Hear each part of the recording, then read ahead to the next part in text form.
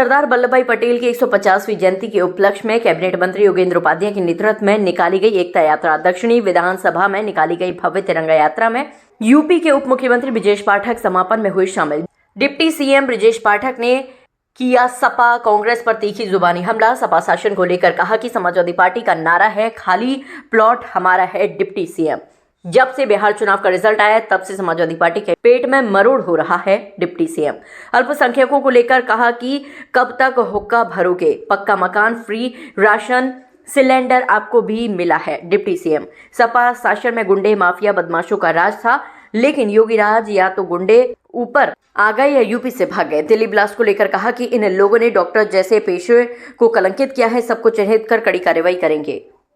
आज भारतीय जनता पार्टी नेतृत्व ने पूरे देश के पैमाने पर, प्रदेश के पैमाने पर तय किया कि हम हर विधानसभा क्षेत्र में सरदार वल्लभभाई पटेल जी की 150वीं जयंती के अवसर पर जन जागरण यात्रा हेतु हम रन फॉर यूनिटी का आयोजन करेंगे, जनसभा का आयोजन करेंगे। और सरदार वल्लभभाई पटेल जी का जो आजाद भारत के नवनिर्माण में बड़ी भूमिका थी, जो कांग्रेसी हुकूमत ने इसे इग्नोर किया, सही तथ्यों के साथ देश की जनता के सामने नहीं रखा, भारतीय जनता पार्टी नेतृत्व ने तय किया है हम ऐसे लौह पुरुष की गाथा को, उनके जीवन चरित्र को जन जन तक पहुंचाएंगे।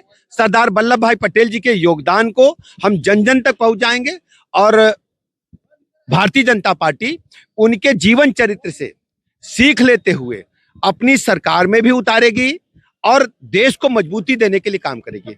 हम सब जानते हैं सरदार वल्लभभाई पटेल जी ने देश की जो आजादी के बाद छोटी बड़ी रियासतें थी, अपने बलबूते उनको देश में वर्तमान स्वरूप को समाहित करके देने का काम किया था।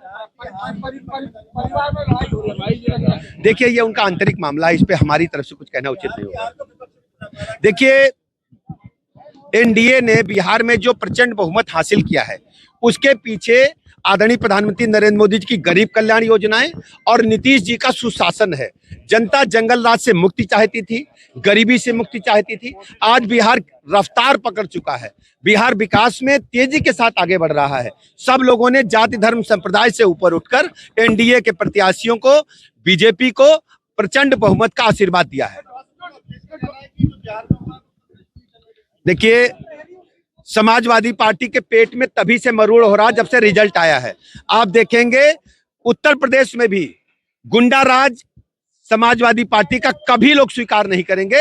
ये जंगल राज पार्ट 2 लाने वाले लोग हैं और ये उन्हीं के थैली के चट्टे बट्टे हैं। उत्तर प्रदेश के लोग कभी स्वीकार नहीं करेंगे गुंडा राज, जंगल राज को।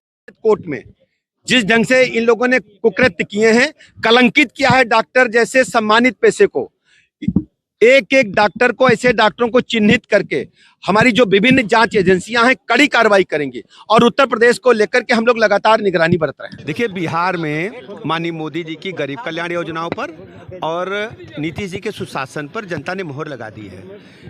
हर बिहारवासी चाहता था कि बिहार में सुशासन की सरकार बने, डेवलपमेंट की सरकार बने और बिहार रफ्तार पकड़ चुका है और उसे गति देने की जरूरत है और यही हाल उत्तर प्रदेश में है।